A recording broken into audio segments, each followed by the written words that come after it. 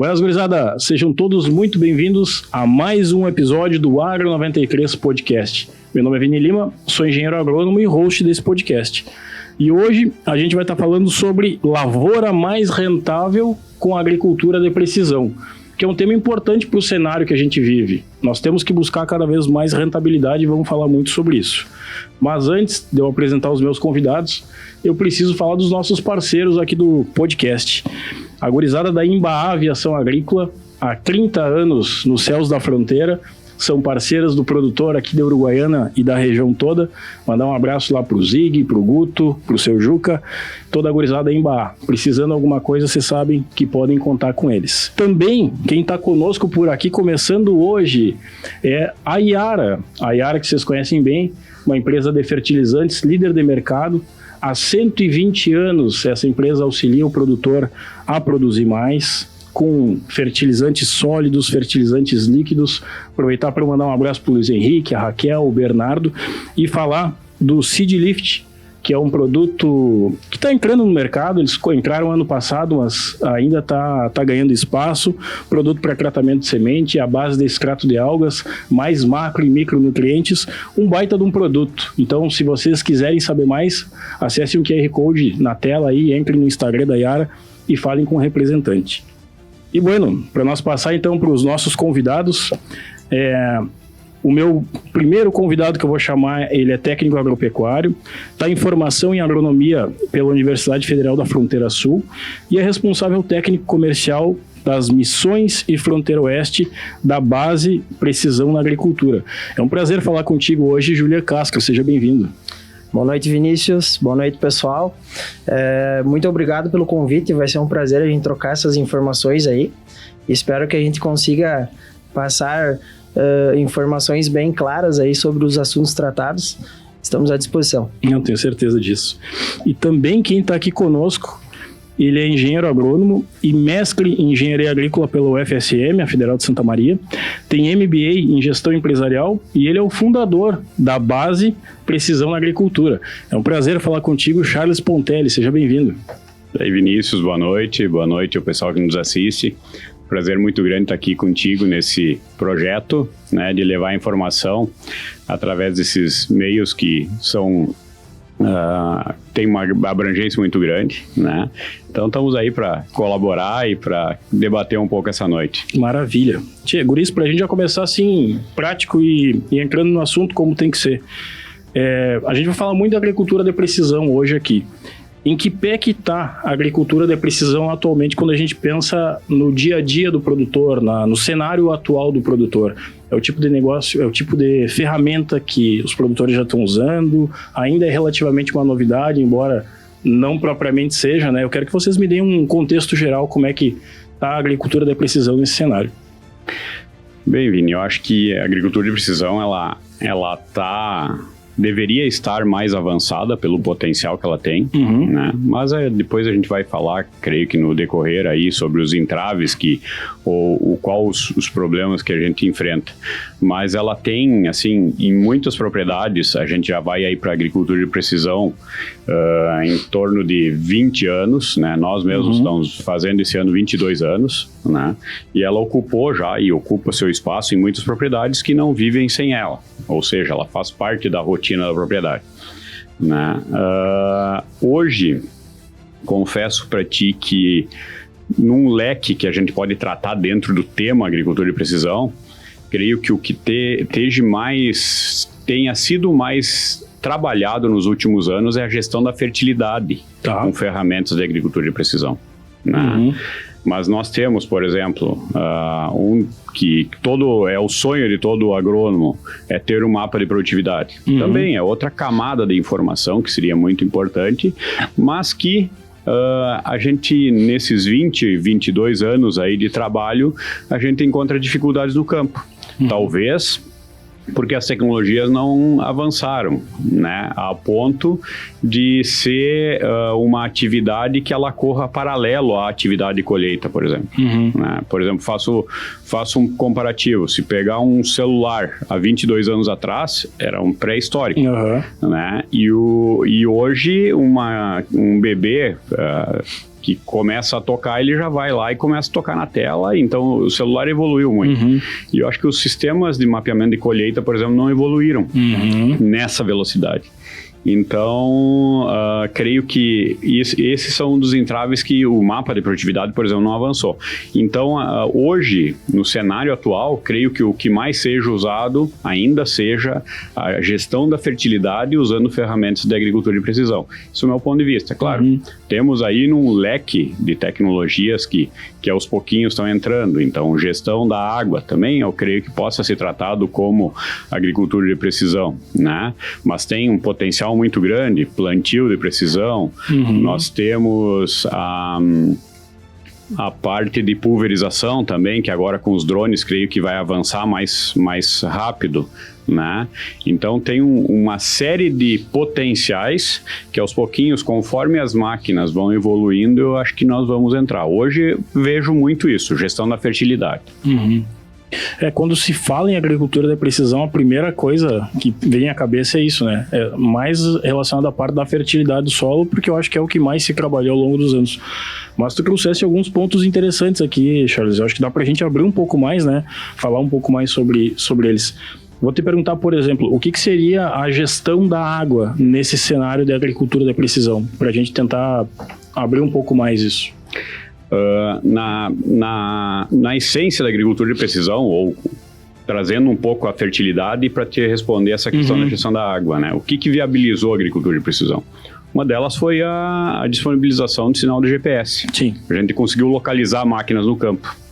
E aí que eu entendo que a gestão da água também pode estar inclusa nesse rol de agricultura de precisão, porque nós usamos de forma intensiva o GPS para fazer uma boa gestão da água, né? Então a gente vem lá dos sistemas de laser, né? Seja para plano reto, né? Ou seja para as taipas, né? E evoluímos através do GPS. Quando nós entramos aí com o RTK, que nos deu precisão altimétrica, né, para ter essa nuvem de pontos da altimetria e poder trabalhar, né, e poder trabalhar isso no computador, que aí é o mais interessante, né? Eu sempre gosto de falar que até nós ter os dados no computador, nós gastamos muito pouco. Nós vamos gastar a hora que nós botar um trator queimar diesel lá no campo. Mas aí nós vamos gastar com muito mais inteligência, porque a gente olhou isso antes no computador. Tu gastar certo, né? Porque a movimentação de terra... Deixa eu ver se eu entendi bem. Seria tu usar toda a parte do levantamento altimétrico, que a gente tem através do sinal de RTK, por exemplo, para tu trabalhar essa parte de suavização de áreas, para tu ser mais assertivo na tua movimentação de terra e no teu preparo de solo para a gente vinha conversando antes, né, para uma irrigação por superfície, por exemplo. É mais ou menos nessa linha, é isso que tu... Isso aí, eu acho que esse é um dos exemplos de tecnologias que num conceito podem estar dentro das agriculturas de precisão. E a base trabalha nessa linha também? Temos também. Nós trabalhamos em 3 ramos, né? Nós temos o setor de agricultura de precisão, temos laboratórios de análise de solo, sementes, folhas, e temos também a área de tecnologia, onde nós importamos e somos distribuidores exclusivos da Topcon para Rio Grande do Sul e Santa Catarina. E a Topcon é uma das empresas que tem toda essa gestão da água, né? Sim, perfeito, entendido.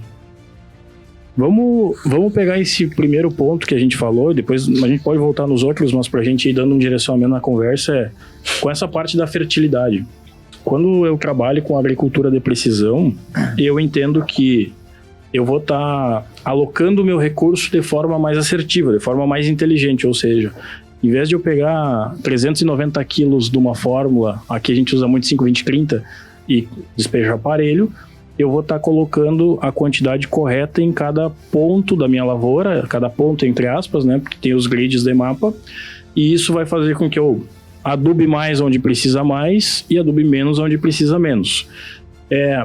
Na prática, eu vou perguntar para ti agora, Júlia, para nós ir direcionando. Na prática, assim, o que vocês veem? Isso me gera uma economia no que diz respeito à quantidade de adubo? Por exemplo, na média dos trabalhos que vocês fazem, o produtor, quando faz esse trabalho, ele pode usar um pouco menos de adubo? Ele vai acabar usando um pouco menos de adubo? Ou ele só vai alocar melhor esse adubo que normalmente ele já usa e o ganho dele vai ser produtividade? Porque é óbvio que se imagina um ganho produtivo nesse cenário, né? Isso. Então, tudo vai depender muito do histórico da área, né? Da área em si. Projetos de agricultura de precisão, mapeamento da fertilidade, quando a área ela nunca sofreu uma interferência, ela vem assim ao longo do histórico dela sem muito manejo. Inicialmente o processo é alocar de forma correta esses nutrientes, né? A gente disponibilizar onde de fato necessita, né? Vai ter locais que a gente vai alocar mais nutriente, vai ter locais que a gente vai alocar menos, né? Mas na prática ela vai trazer um manejo mais assertivo, que sim, vai trazer incremento de produtividade, pois se a gente for utilizar aí, a gente tem até trabalhos de lado a lado, né, que a gente fez já. Por exemplo, um exemplo básico, tá? Calcário, calagem, né? Se a gente, com acesso ao mapa de fertilidade, a gente consegue identificar a área, tá? A gente tem um projeto aí que numa área, mapeamento em grid D1, por exemplo, pensando em taxa variável, tinha pontos de até 12 toneladas de calcário que precisava, né? E hoje a gente vê muito culturalmente que o produtor ele vem com aquela ideia daquelas 3 toneladas a cada 3 anos, né? Só que essas 3 toneladas elas estão entrando parelhas, né? Sim. Em taxa fixa.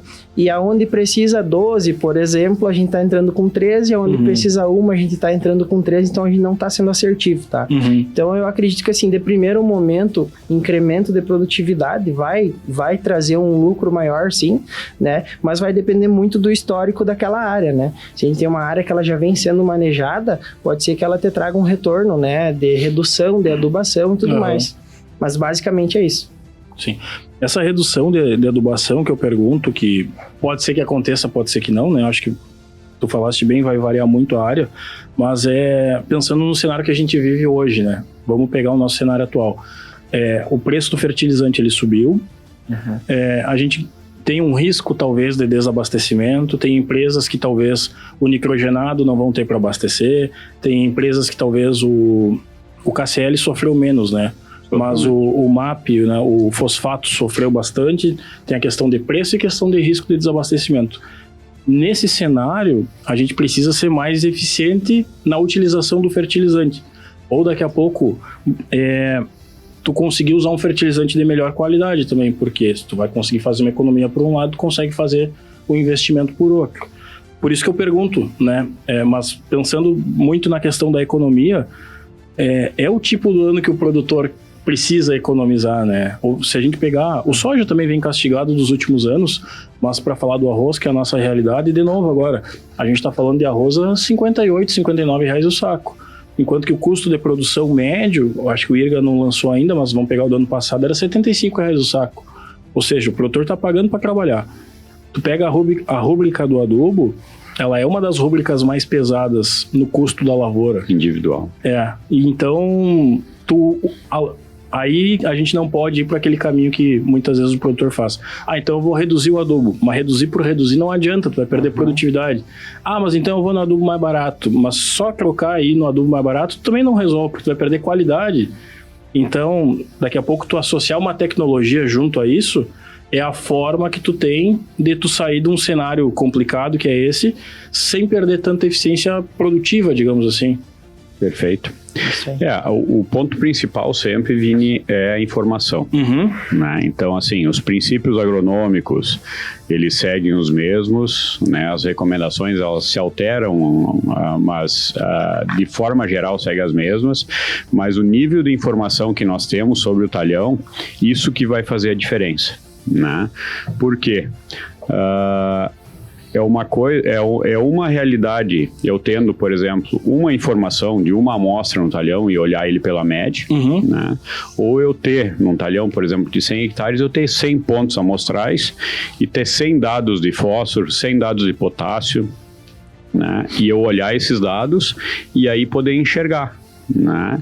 Se eu posso, com a mesma quantidade de fertilizante, realocar e não comprometer a produtividade, ou se eu posso por exemplo, cortar, né? E usar a gordura que eu tenho no solo. Sim. Né? Sábado mesmo estava falando com um professor da época de faculdade aí, e ele me comentou, né, que uma propriedade que ele visitou, a estratégia é o quê? É elevar os níveis de fertilidade lá em cima e depois com a agricultura de precisão só manejar. Sim. Claro que não é a realidade esse ano. Esse ano a nossa realidade, na grande maioria, nós temos o caixa apertado, né, pouco recurso, e nós temos que fazer o melhor com o recurso que nós temos. Né? Mas a gente geralmente nós temos uma poupança no solo. Sim. E a forma de usar isso sem comprometer a produtividade é ter informação. Esse é o ponto base. E aí, em cima dessa informação, realocar. Né? E aí, dentre as estratégias que a gente tem. Bom, nós vamos maximizar a produção. Aí é em anos que o fertilizante está lá... Está mais em conta. A relação de troca está 0,9 ou 1, né? Falando em termos de soja. Agora, esse ano que nós temos aí os fosfatados acima de $1.000 a tonelada, né? É ano que nós temos que olhar para dentro do solo e buscar otimizar. É a grande bola da vez aí, com certeza. É ser mais eficiente, né? Um comparativo que a gente faz muito é um médico, ele não vai te examinar, sem te examinar, te prescrever um medicamento. Perfeito. Né? Então a gente faz essa associação porque o solo ele é da mesma forma. Se a gente precisa mudar o sistema em anos difíceis, a gente precisa ter essa informação para a gente conseguir se adequar a ela, né? Se adequar a ela e ser assertivo dessa forma. Perfeito. Deixa eu fazer uma pergunta para vocês. Daqui a pouco eu vou apertar vocês. Se não souberem de cabeça, não tem problema. Mas nas áreas que vocês atendem aqui na região, ou se não for da região, pode ser de outra, que vocês, daqui a pouco vocês lembrem. Qual que é a variabilidade da necessidade de adubo dentro de um talhão? Um exemplo prático, daqui a pouco vocês lembraram assim, já teve um talhão num produtor que estava botando X quilos por hectare lá de uma forma, quando a gente foi ver, chega a dar uma diferença de 20%, de 30%, de 40% de um ponto para o outro dentro do mesmo talhão, só para a gente entender o quanto pode variar. E eu pergunto da fronteira aqui, porque aqui os nossos talhões são tão desuniformes dentro do mesmo talhão. Tem áreas assim, às vezes eu pego um talhão de 70 hectares, que ele começa numa parte mais alta, mais arenosa, e às vezes tem um cascalhozinho no meio e ele morre num saibro mais no pedaço de baixo. Que é completa, visualmente a gente vê a diferença, tanto física, e aí a gente sabe que vai ter uma diferença química também, dentro do mesmo talhão. Mas daqui a pouco vocês têm até algum número para nos trazer dessa variação que fica até mais fácil da gente estar compreendendo. Sim, e isso foi muito boa a tua pergunta, porque aí é o ponto-chave que se lastreia a agricultura de precisão. Se nós não tivéssemos essa variabilidade nos solos, nós seríamos num nível de assertividade muito grande com a agricultura pela média, né? Mas como nós temos a variabilidade, é ela que justifica a gente fazer a agricultura de precisão.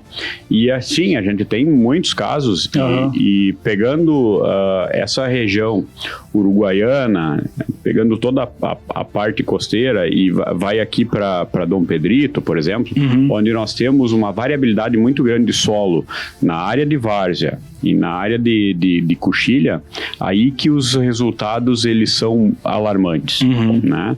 Então nós temos, por exemplo, casos onde que na parte de baixada é um tipo de argila, na parte de coxilha é outro, e se inverte totalmente a química do solo. Então nós temos, por exemplo, muitos casos onde, vamos falar de calcário, onde 50% da área não pede nada de calcário. O pH tá bom, cálcio e magnésio estão bons. E vai para a coxilha, se inverte totalmente, pede 6, 7, 8 toneladas. Imagina. Né? Então, nessa região, né, ela é intensificado. Aqui, por exemplo, estou com uns mapas aqui abertos, né? Então a gente tem potássio, né, variando dose mínima de potássio de 75 kg e dose máxima de 300 kg. Né? No mesmo talhão. Né? 400% de variação. É muita coisa. Então, assim, sim, te respondendo, tem uma variação muito grande, né? Seja em corretivos e seja em fertilizantes, né? E o pior de tudo isso ainda, né, se nós for buscar a questão técnica, né, porque a gente sempre tende nesses períodos de caixa curto, a gente olhar sempre econômica, tá, mas e vamos olhar para o lado técnico, né? Nós fizemos aqui uma área, um exemplo, onde que se nós fôssemos fazer pela média, né, uma área de 100 hectares, ia demandar uma quantidade para fazer uma correção de pH de 319 toneladas. Média de 3,2 toneladas por hectare, pela média, considerando um ponto por hectare. Sim. Fomos para a agricultura de precisão, grid 1. Essa mesma área de 100 hectares, e olha só, com 16% da área sem precisar nada de calcário. Tava pH bom em 16% da área. E no restante desses 75 hectares que precisava correção, nós precisávamos 376 toneladas. Então, esse para mim ainda é o pior cenário. Sim. Né? É tu, pela média, tá deixando de aplicar e não atendendo os requisitos técnicos. Sim. E aí, porque aí tu vai estar limitando a produtividade. Sim, né? sim. Então, sim. Agora, por exemplo, vamos para regiões que são muito mais homogêneas, né? Mais planas, mais homogêneas. Bom, a variabilidade é menor. Então, talvez nessas regiões, sim, a gente tenha uma possibilidade de trabalhar com grids maiores, sim, né? Porque a variabilidade não é tão acentuada e a diferença entre o mínimo e o máximo não é tão grande. Né? Então, sim, Vini, temos bastante variabilidade e muitos dados práticos aí que viabilizam esse trabalho em taxa variável, né? Sim. Para eu entender um pouco como é que vocês fazem na prática esse trabalho, vai lá o técnico a campo, vai estar coletando pontos na área, no grid selecionado, seja 1, 3, 5, não sei quais os grids que vocês trabalham. Tudo isso vai ser analisado no laboratório e volta um mapa. Esse mapa depois, o produtor, todos os anos ele precisa refazer esse mapa tem um aproveitamento, tem uma vida útil dele. Eu preciso, por exemplo, se eu quiser reaproveitar o mapa, tá conciliando isso aí com o meu mapa de colheita, para eu saber a exportação. Como é que funciona isso aí, para eu entender como é que é na prática mesmo? Isso, Vini. Então, assim, o processo do mapeamento, né, que a gente utiliza, a gente vem num cronograma de que o mapa valeria para 3 anos, tá? Mas um pouco fica na teoria essa prática, tá? A gente vem remapeando todas as áreas dos nossos clientes a cada 3 anos. Alguns já reduziram para 2 anos em áreas que você tem muita extração, tipo área irrigada, pivô, né? O pessoal tem reduzido o ciclo até para se manter assertivo, né? Por conta de extração, tá? Então, assim, ao longo desse processo, a gente trabalha essas áreas com os clientes, né? Sempre se baseando em colheita, se a gente tem acesso. Hoje é muito difícil. Geralmente dentro da propriedade tem 2, 3 máquinas colhendo, uma está colhendo, está fazendo mapa, a outra não está calibrada e não está monitorando, e às vezes estão no mesmo talhão, então a gente não consegue ter os dados precisos para fazer esses comparativos. Mas claro, se o cliente ele dispõe dessa tecnologia, tem alguém treinado lá, que um pouco o operacional afeta também, né? Então a gente consegue fazer esse cruzamento de dados, né? Hoje a gente trabalha com uma plataforma que ela se chama Cirrus, né? Que é uma plataforma nossa, a gente disponibiliza para o cliente ter em mãos dentro do aparelho de telefone dele. Ele consegue ver todos os mapas de nutrientes, ponto a ponto, tudo que foi coletado referente a pH, fósforo, potássio, enxofre, par de micro, ele tem tudo na mão, tá? Então, dentro desse mesmo software, que é ele que é utilizado até para as coletas, que a gente gera as grades amostrais e faz as coletas, a gente consegue lançar esses comparativos e botar os lado a lado, né? E fazer esses comparativos, né? Hoje é uma ferramenta muito importante que o Charles já veio falando, né? A tecnologia ela tá um pouco travada nesse sentido, mas ela é muito importante para nós dentro da agricultura de precisão, né? Nós ter acesso a esses mapas e acompanhar. Não sei se eu te respondi o que tu queria saber, mas tecnicamente, a cada 3 anos, algumas áreas relacionadas a pivô, o pessoal já está adiantando para 2 anos para ter mais eficácia. Porque é mais intensificado o uso, né? Isso. Tu tá trabalhando com mais culturas, tu tem mais entradas de adubo e mais exportações, obviamente. Perfeito. Como fica mais intenso, faz sentido tu reduzir para 2 anos, mas numa área, via de regra, um mapa a cada 3 anos e vai, entre aspas, acompanhando tranquilo. O produtor consegue diluir, inclusive o custo dele, né? O custo para ele estar fazendo a agricultura de precisão nessa área, diluir em 3 anos, fica uma coisa mais leve. É isso aí. Isso a gente traz um pouco ainda nós, no Rio Grande do Sul, nós temos muito a nossa gestão da fertilidade muito baseada na rolas, né? Sim. No nosso manual de adubação e calagem, né? E esse histórico de 3 anos, ele vem desse histórico da rolas, que se preconizava fazer uma amostragem de solo e que poderia se fazer a correção, dividir a correção em 3 anos. Então, daí vem um pouco esse histórico e essa prática de usar para 3 anos, né? Mas a gente tem acompanhado, por exemplo, o Centro-Oeste, que é uma dinâmica, claro, de solos diferentes, mais arenosos e adubação todo ano, que o pessoal está migrando para mapeamento, grids um pouco maiores, mas mapeamento todo ano. Sim, né? sim. Mas o mapa, o Julián foi muito preciso aí falando, o mapa de produtividade para nós seria o ponto-chave, porque aí nós temos... Consegue cruzar a informação, né? Consegue cruzar a informação e nós chegaríamos, porque a grande questão é, bom, o quão assertivo nessas estimativas no segundo e terceiro ano nós vamos estar fazendo e quanto assertivo nós vamos chegar lá no final do terceiro ano. Sim. Né? Sim. Se com o mapa de produtividade ou com essa camada de informação a mais, nós seríamos muito mais assertivos, né? Do que simplesmente olhar só os dados que nós tivemos lá na primeira coleta e do que foi aplicado. Né? Então a gente vai estar errando? Creio que sim.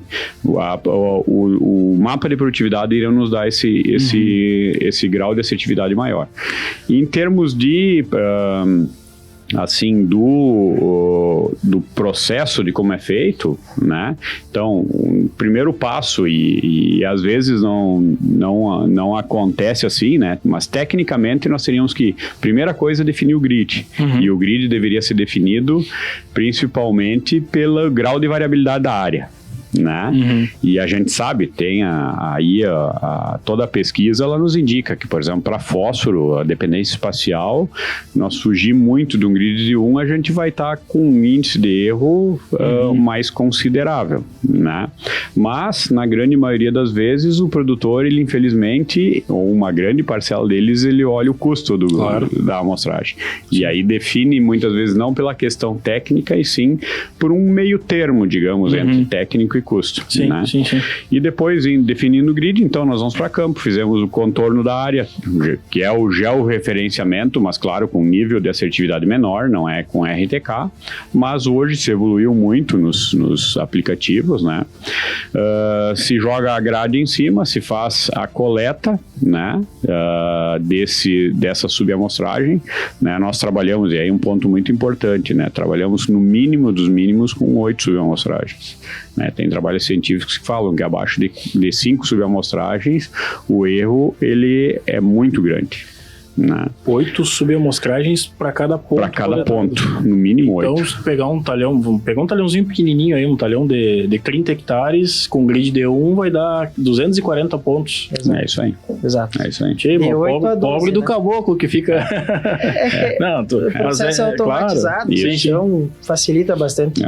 E um ponto muito importante também que a gente vê, né? E como nós temos laboratório próprio, a gente acompanha isso e faz parte...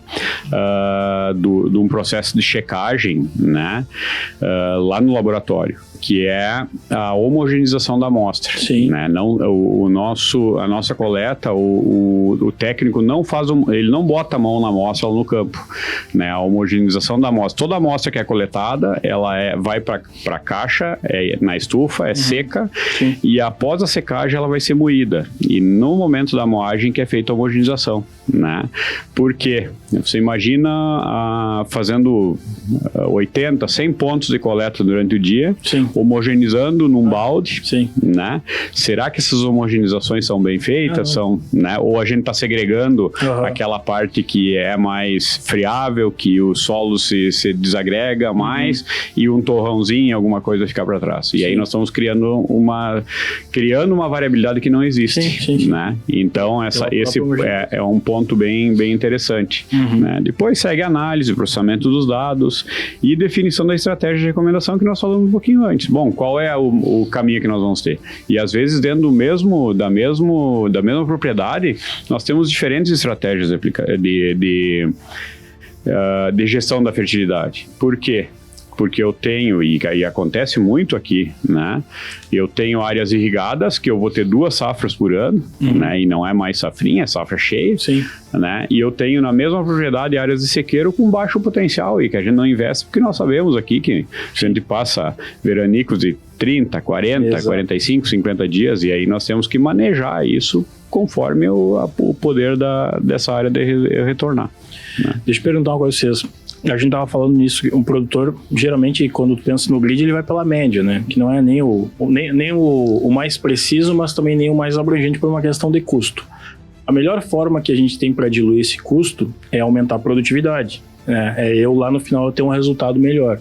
Vocês têm base aí, números, mais ou menos, quanto de acréscimo de produtividade vocês têm em áreas de produtores, comparando a mesma área após entrarem com a agricultura de precisão, uma média, só para a gente ter um número, porque é o que vai estar justificando todo esse processo, né? No fim do dia o que a gente quer é mais produtividade, é mais grão.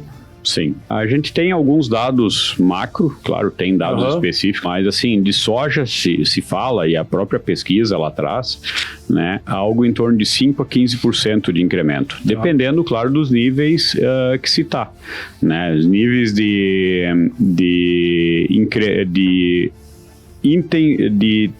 manejo que a gente faz na área. Porque não adianta nada eu fazer o diagnóstico e não fazer correção, né? Então, dependendo do nível de investimento que eu faço para corrigir aquela variabilidade, vai ser maior a minha escalada, né? Milho aí se trabalha de 8% a 20%, né? E arroz irrigado de 5% a 12% de incremento. Esses são os relatos que se tem aí, digamos, parametrizados, né? De incrementos de produtividade, Vini. É uma baita de uma diferença, né?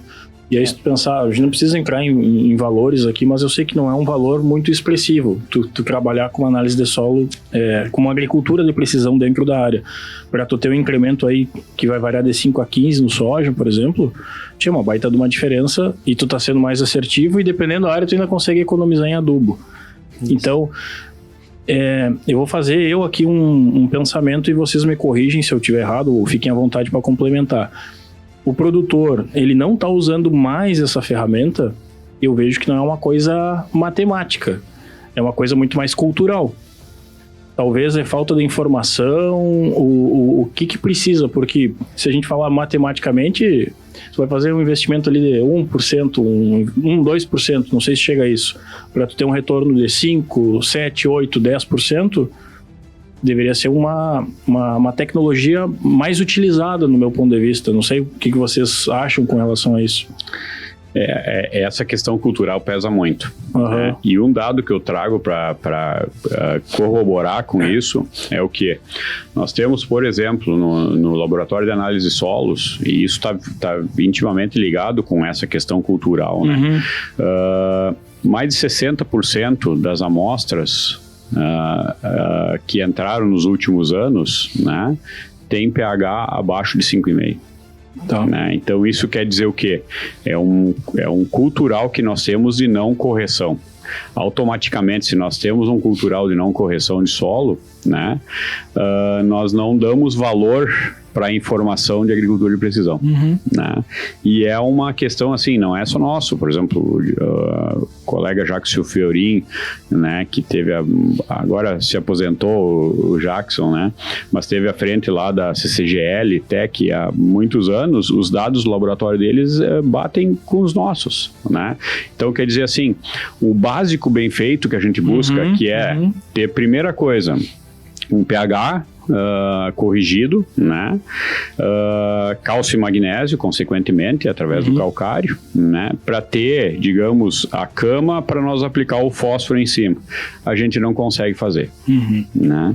Então, bom, se nós não conseguimos trabalhar a cultura do produtor, dele entender que o básico, que é o calcário, precisa, fica mais difícil a gente mostrar para ele que a agricultura de precisão se paga, infelizmente. Sim. Né? Foi muito assertivo aí, a percentagem do custo de agricultura de precisão frente à fertilização, ela não chega a 5%, é bem menos, dependendo do grid. Digamos, um grid mais detalhado não chega a 5%, onde a gente vai gastar, sei lá, trabalhando aí no mínimo com 1 tonelada de calcário ano de consumo, né? Trabalhando aí com 250 quilos de um NPK, né? Alguma coisa de cloreto, a gente já vai estar falando aí de mais de R$1.000 por hectare ano de corretivo fertilizante, né? E a parcela do ano de agricultura de precisão é muito menor para ter essa informação precisa. Para ter informação correta. Mas creio que sim, eu acho que o primeiro ponto é cultural, não vejo dúvida, né? Mas aí depois tem outros que a gente pode linkar, né, Vini, que eu acho que nesses últimos anos aqui no Sul, é esse sufoco do caixa, né? Então o produtor ele prioriza os principais, né? Mão de obra qualificada, eu acho que nós passamos por isso também, né? É um relato meio que geral aí nas propriedades, é mão de obra, né? Então a gente está ainda naquela tendência de ter máquinas maiores, né? Para com menos gente cobrir mais área, né? Estamos começando a virar a chave, e eu acho que o drone ele veio muito rápido, né? De logo aí na frente, talvez nós vamos ter vários robôs trabalhando na lavoura e não mais sendo operados por pessoas, eles vão estar trabalhando, né? Então, creio que isso eu escutei de um pesquisador lá em 2006, né? Olha, nós vamos ter uma curva de crescimento do tamanho das máquinas, né, em função da deficiência de mão de obra, mas vai chegar um ponto que isso vai se inverter e nós vamos passar a ter robôs trabalhando autônomos e sem necessidade de pessoas. E o drone, eu acho que já está nos mostrando isso, com uma inserção muito grande, né? Eu brinco bastante, se tu pensar na irrigação, uma coisa que falta muito hoje na lavoura de arroz é o tal do aguador, né? O pessoal diz que aguador ou é careca ou é cabeça branca, porque gurizada é mais difícil de tu ter aguador guri. E se pensar o próprio pivô, e o arroz vai bem também em pivô, o próprio pivô é uma automatização da irrigação para a lavoura de arroz, ou seja, está te faltando aguador, tu coloca um pivô na área, talvez não, tu vai ter uma produtividade um pouco mais baixa do que o arroz de taipa, mas tu também tem outros ganhos que o pivô te proporciona, como rotação, menor consumo de combustível, menor depreciação de maquinário. Então tem toda essa conta que dá para fazer. Mas o pivô já não deixa de ser uma automação pela falta de mão de obra. Então áreas que vai pivô, eu aconselho fortemente o pessoal. Mas eu queria trazer, ainda com relação a esse ponto que tu estava falando, anos que o produtor está com caixa mais apertado, ele tende a focar em coisas mais pontuais para ele fazer esse investimento. Mas eu vou te falar uma coisa que é um sentimento meu, tá, Charles? Daqui a pouco até eu tô enganado, mas o produtor que não aproveitar esses anos mais difíceis para justamente ser mais assertivo, para fazer investimentos pontuais em ferramentas que vão trazer mais retorno para ele, ou que vão gerar economia para ele, que daí também é um ponto importante, esses caras, quem não olhar por esse lado, daqui a pouco vai acabar sendo negócio. Porque a coisa está apertando de um jeito, a coisa está cada vez mais ajustada, que a gente tem que buscar mais eficiência. E aí é com a agricultura da precisão, por exemplo, e também é com mais uma série de outras coisas. É tu ser mais eficiente na tua aplicação, é tu ser mais eficiente na tua irrigação, para tu não ter desperdício de água na lavoura, porque uma água é caro hoje, né? Falando em lavoura de arroz, tem levantes aí de 30 metros, 40 metros, tu levantar água nessa altura para tu tá perdendo lá na ponta, porque teu aguador não cuidou, é muito caro, isso gera um impacto no bolso, ou seja, o produtor ele vai ter que ser mais eficiente em vários segmentos, e eu acredito que nessa parte de fertilidade é mais um.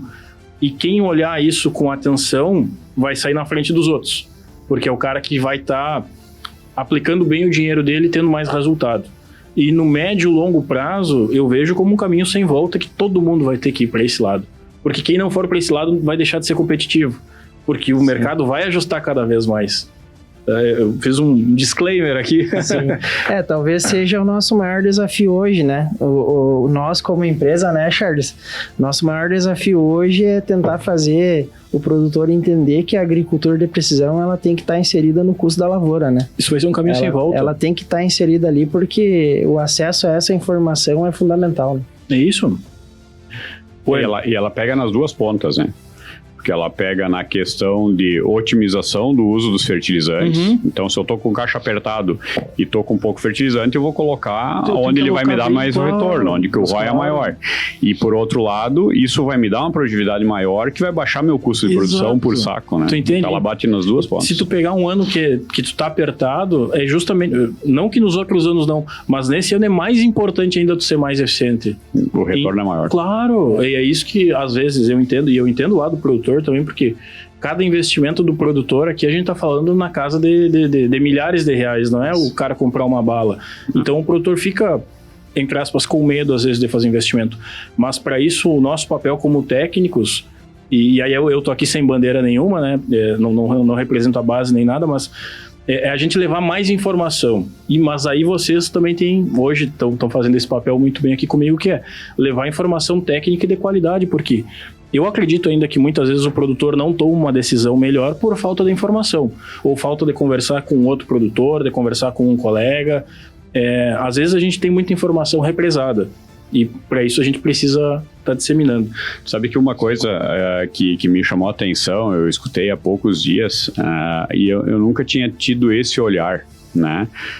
Sobre os IDAs que os agrônomos, nós agrônomos chamamos, né? Inseticida, fungicida, herbicida. Né? Uma abordagem que foi a seguinte, diz... todos os IDAs, eles não te aumentam produtividade. Eles ajudam tu não perder. Né? Eles mantêm. Né? Então, se tu fizer um bom manejo, tá com uma área com potencial de 60 sacos, de 70 sacos, de 100 sacos, ele ajuda a tu manter.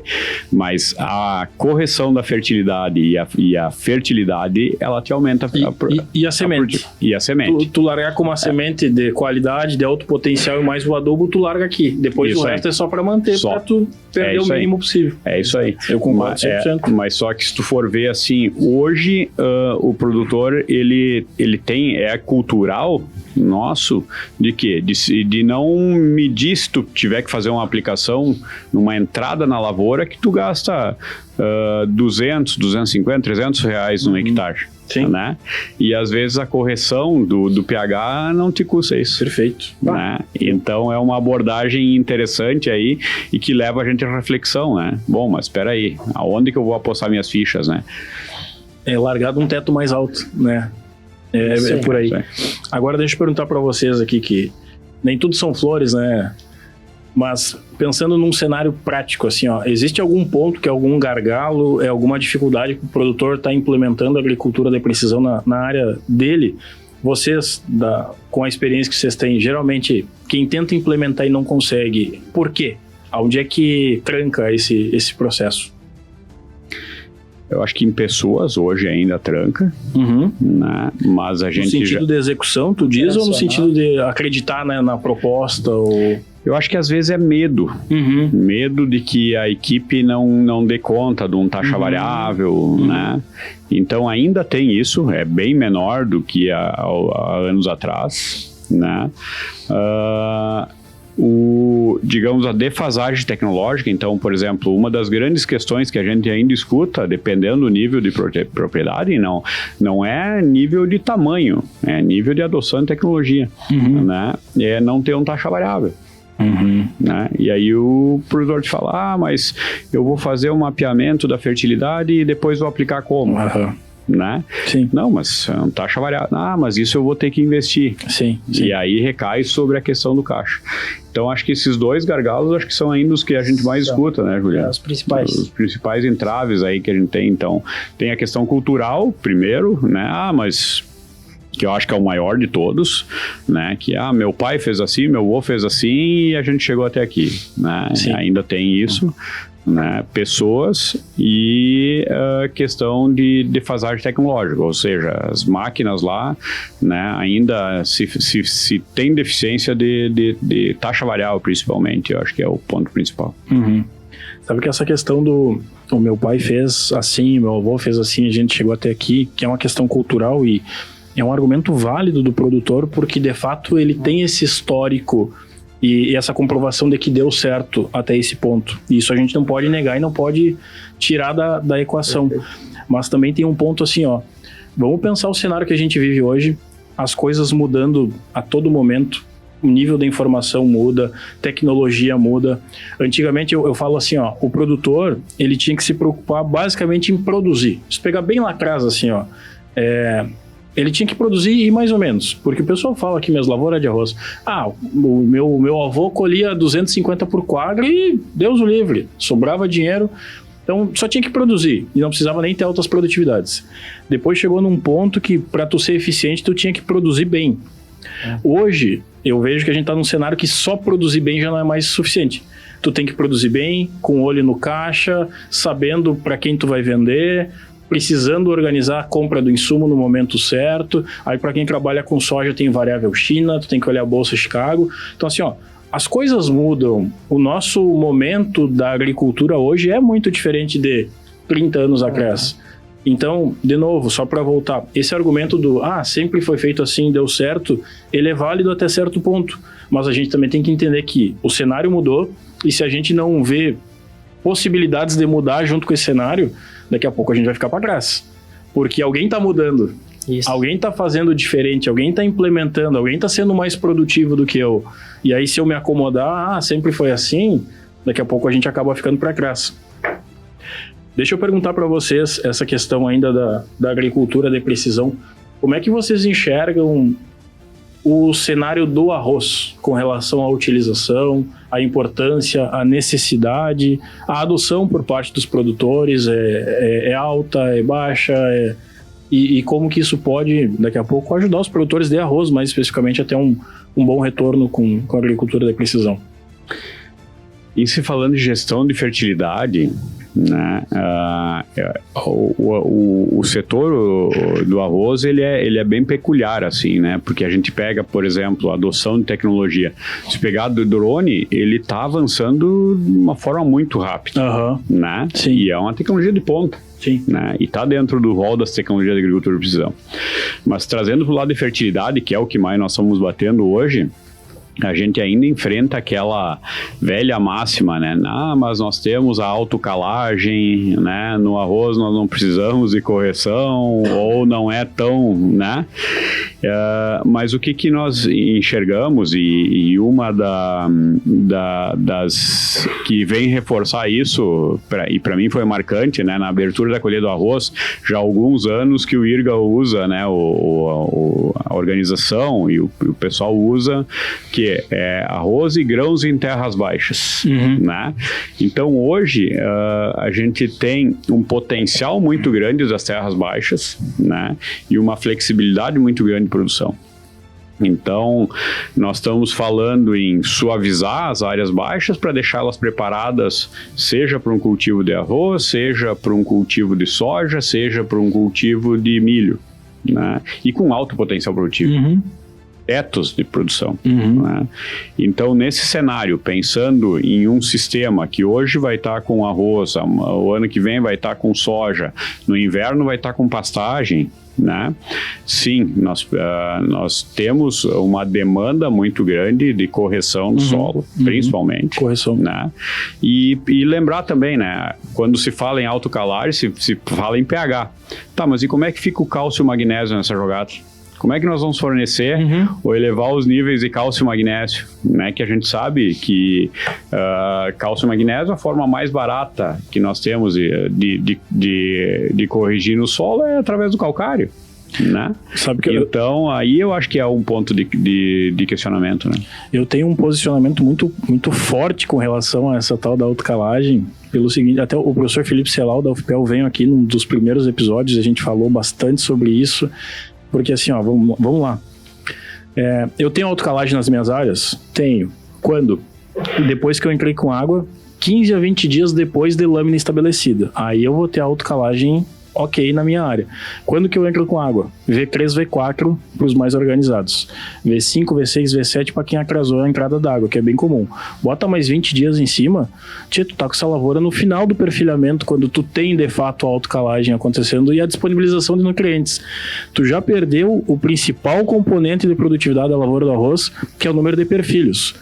Todo momento que a planta está definindo o número de perfilhos, tu está com pH inadequado na tua área, tu está com baixa disponibilidade de alguns nutrientes. Então, assim, eu sou totalmente contra a ideia da autocalagem. E aí, aqui a gente tem áreas que a gente faz rotação com soja e sempre são as áreas mais produtivas. Ah, mas é por causa do nitrogênio que o soja deixa. É por causa do calcário que tu colocou para a lavoura do soja. Tu calcariou a tua área do soja, tu equilibrou o pH daquela área. Na minha visão, tá? Daqui a pouco eu tô errado, aí o pessoal pode me xingar, não tem problema. Mas, no meu entendimento a área que tu calcariou pro soja é a área que tu colhe mais arroz. Não é por causa do nitrogênio. Pode ser também um pouco por causa do nitrogênio, por causa da rotação de culturas, tudo isso ajuda. Mas, para mim, o principal ponto é o calcário. Então, a gente tem que olhar com atenção. A gente tem que dar o direcionamento para isso.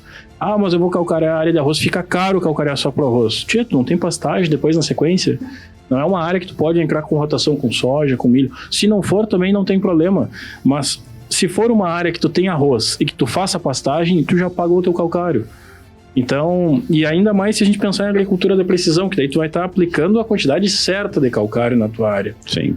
E mais essa questão ainda que só aumenta, potencializa essa necessidade, que são as diferenças de solo que se tem nas áreas baixas, né? Sim. E diferenças de argila, enfim, a química do solo é diferente.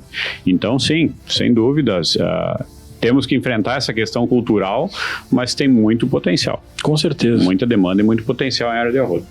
E aí eu queria perguntar para vocês, mas acho que a gente já acabou entrando um pouco nesse próximo tópico, que é: quando eu trabalho com agricultura de precisão nas minhas áreas, qual que é o ganho que eu tenho a longo prazo? Se eu pensar num cenário aí de 6, 7 anos depois, o que eu vejo de diferente no meu solo, numa área que eu estou trabalhando com agricultura de precisão para uma área que não?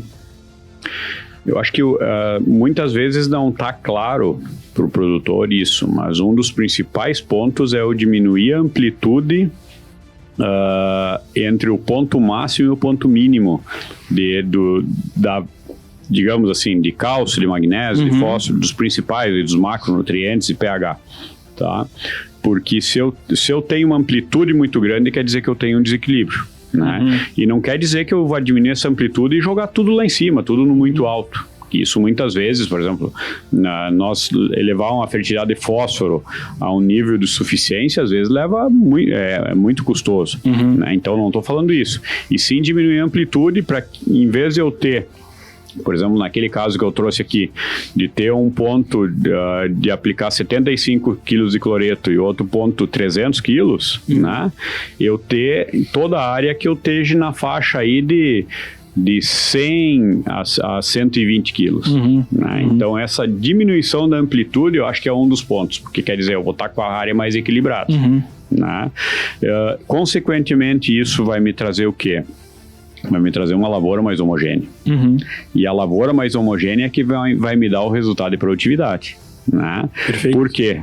Porque numa lavoura hoje que eu tenho variabilidade, eu vou ter dentro da minha lavoura parte dela, vamos supor, média de 70 sacos de soja ou de 8 mil quilos de arroz, né? Eu vou ter dentro dela uma parte que vai estar com 6.500 quilos e eu vou ter manchas lá que vão estar dando 10, 12 toneladas. Para mim chegar na média de 8. Né? E isso, se eu tirar essa amplitude, principalmente lá de baixo, e trouxer para a média, automaticamente eu vou melhorar minha média de produção. Né? Então, o que se espera ao longo dos anos é isso, é diminuir a amplitude, né? Eliminar os problemas graves, né? Não ter, em se falando de fertilidade, não ter limitação de produção por fertilidade. Então, não ter pH abaixo de 5,5, né? Quanto mais próximo de 6, 6,5, melhor. Esse é o nível que a gente vai ter lá na curva de disponibilidade dos nutrientes, a melhor disponibilidade. né? E poder ter um fôlego no solo. Acho que isso é muito importante também, né? A gente tem a informação, ter um fôlego para quê? Para quando dá esses momentos de pico, como nós tivemos aí na pandemia, e estamos passando agora nos fosfatados, principalmente, né? De estar aí a $1.000 a tonelada, eu vou poder tirar o pé nessa safra sem comprometer a produtividade e usar a poupança que eu tenho no solo. Então esse é outro ganho também, que nós aqui no sul, principalmente, a gente precisa disso, porque a gente sofre oscilações em função climática, principalmente. Tem uma reserva para o ano ruim. Ter a reserva para o ano ruim. Já está ali no solo. Ter a gordura, como né? Outra coisa que a gente sempre comenta assim com clientes mais chegados, né, que dão abertura, é um discurso muito plausível, teoricamente, de alguns produtores, é assim, é ano ruim, não vou investir, não vou fazer calcário, não vou, né?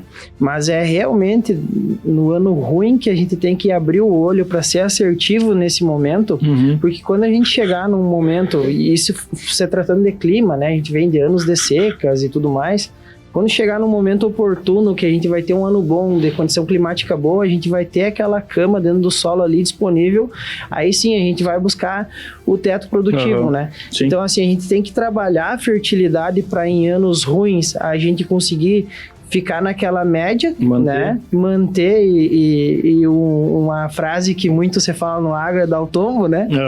Para chegar no ano bom, que a gente tem uma condição climática boa, condições daqui a pouco de preço e tudo mais, a gente conseguir obter o teto produtivo e ser rentabilizado por isso, né? Não, faz sentido. Então, que daí é golaço no ano bom, né? Tu vai levando no ano ruim para o ano bom é golaço. Exato. Guris, caminhando para o final da nossa conversa, tem uma pergunta que eu faço sempre no fim, que é a dica de ouro. E agora a dica de ouro está com o oferecimento da Major League do Agro. Deixa eu fazer uma propaganda aqui, ó. A Major League do Agro, que é um ecossistema para produtores e técnicos que tem a mentalidade diferente, para quem quer ter mais resultado, para quem quer aprender com os outros e ensinar também, mas é o lugar para quem quer ter um resultado diferente. Porque assim, a gente falou bastante aqui do velho agro e dessas coisas que eram feitas, porque sempre foi assim. É o lugar para a gente aprender coisa nova, como fazer diferente para ter mais resultado no fim do dia. Então vocês podem acessar o QR Code que está na tela, vão direto para o site da Major League, lá tem mais informações e é um ambiente de excelência, é para quem é top mesmo. E bueno, a dica de ouro aqui, né, a nossa pergunta é: o que o produtor não pode deixar de lado para, de fato, ele implementar a agricultura de precisão e ter mais resultado? Qual que é aquele ponto assim que o cara precisa ter atenção para trabalhar com a agricultura de precisão? Pergunta boa, hein? Pergunta boa. Se pensar em termos de solo, eu te diria que é pH. Tá. Né? Com esses fertilizantes caros, assim, eu faria a pergunta. Foco no pH. Vini, tu sabe qual é o pH do teu solo? Como é que tá? Esse pH, ele tá sendo favorável para a gente potencializar o fósforo que nós estamos botando lá, né?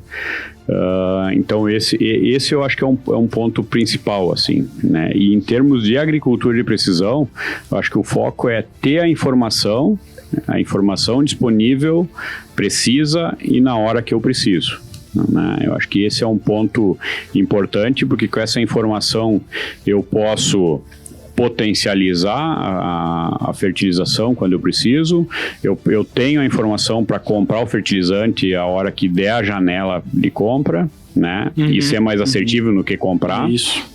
Né? E se eu precisar, por exemplo, num momento de mais aperto no caixa, eu posso cortar com segurança, sem comprometer produtividade. Então, acho que a informação é a chave principal, né? Captar essa informação. Mas, tecnicamente, eu ficaria no pH. Essa é uma pergunta que eu sempre faço aí, quando vou em dia de campo e tal. Qual é o pH? Esse é o ponto. Né? Maravilha. E aí muitos me respondem, eu nem sei. Né? Dá para trazer um case de um cliente que a gente fez um mapeamento no qual os pHs dele, tipo, tudo 4,5, 4,6, né? E daí nos questionamentos ali na entrega técnica, conversando com ele, questionei, né? Ele me informou, não, que toda planta ele mistura ali uma fonte de cálcio no adubo e planta. Aí nós olhando um talhão em específico eu questionei, mas e esse talhão aqui em algum momento você plantou sem fazer essa mistura e tudo mais? Ele deu um estralo e teve um ano que eu perdi tudo meu trigo. Aí eu questionei ele quanto tempo sem calcário na área, né? 20 anos sem calcário. Então assim, ó, relativamente... a tendência é sempre priorizar, comprar o adubo, incrementar e deixar o calcário de lado. Então, concordo plenamente com o Charles, né? Hoje é o nosso lema, né? Fazer o básico bem feito e o básico eu acho que tá no pH, que é o que vai disponibilizar. E basicamente isso aí. Não, perfeito, é isso. O básico bem feito, atenção com informação e fazer. Porque às vezes também o produtor tem acesso à informação, tem tudo e não bota em prática, não faz. Eu acho que se... Eu vou me meter aqui também e vou colocar uma coisa mais, é botar em prática o que tu tem ali. Fazer o básico, ter acesso à informação e aplicar. E executar, né? É isso aí. Tchê, guris, foi um prazer. Agradeço demais a atenção de vocês, o tempo. O Charles vem de Santa Maria hoje pra gente gravar. O Juliano tava em São Borja.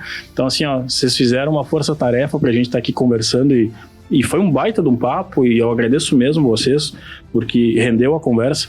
E eu coloco vocês à disposição se quiserem. Quem quiser conversar com vocês, se quiserem deixar o Instagram pessoal e o Instagram da base também, com certeza, por favor, fiquem à vontade. Nós temos as redes sociais da base, né? Lá a gente concentra todas as informações e muito geração de conteúdos, né? Justamente para isso, levar essa expertise, esse conhecimento que nós temos, né? Para o produtor rural, né? E quanto à participação no evento, é um prazer, Vini, né? A gente faz com muito gosto e trabalha essa parceria, né? Porque a gente entende que levando um pouco dessa expertise que a gente tem ao produtor, né? Nós vamos estar dando a nossa parcela de contribuição aí para ele fazer diferente e fazer a roda girar, aumentar a produtividade, aumentar a caixa, né? Isso que manda aí, que paga a conta, como diz o outro, né? Não, é por aí. É isso aí. Fico grato pelo convite, né? Pessoal que tiver alguma dúvida, seja qual for a dúvida, pode nos procurar aí pelos canais da base, né? Lá pelo canal eles direcionam direto para o consultor de cada região, maravilha. Então fica bem tranquilo, né? A gente recebe vários contatos toda semana aí direto pelo canal da base. Base e precisão. Base e precisão, isso aí. Agradeço o convite. E vamos tocando o barco aí. Valeu, Gris. Eu agradeço vocês mais uma vez. Uma baita de uma conversa. E para quem chegou até aqui, não se esqueçam, vamos curtir o vídeo, vamos compartilhar, vamos mandar pro pessoal. Se inscrevam no canal, é importante pra gente também. E, bueno, vocês me seguem no Instagram, vini.agro93. A gente fica por aqui. Um abraço e até a próxima. Valeu.